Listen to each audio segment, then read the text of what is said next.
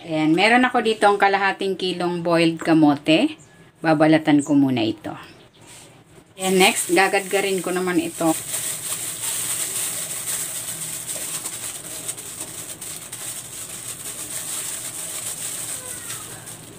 Ayan, okay na itong ating kamote. Next, ilalagay ko na dito itong harina, asukal, milk powder, konting salt, baking powder, at maglalagay din ako ng melted butter.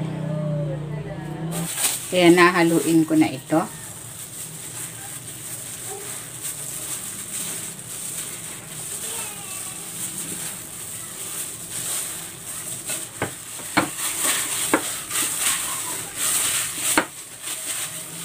Ayan, okay na itong ating dough. Ayan, kukuha ako ng isang kutsarang mixture. And then, bibilugin ko ito.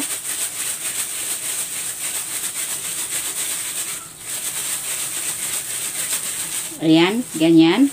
And then, meron ako ditong tubig. Para dumikit ng gusto yung sesame seeds, babasain muna natin and then ilagay na natin doon.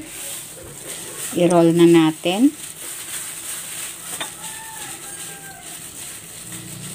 Ayan, ganyan lang. Uulitin ko lang ang proseso sa natitira pa nating mixture.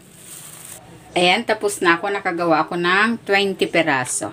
Pwede na natin itong iprito.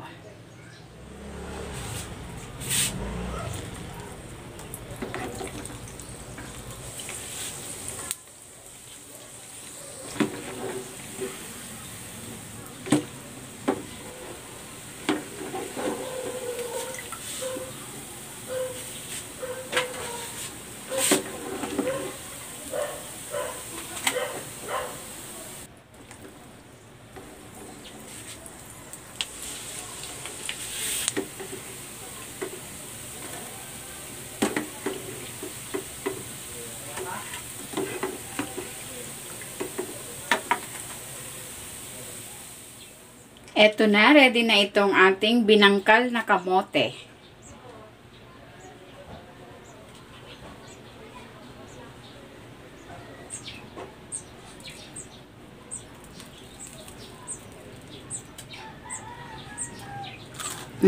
Sarap.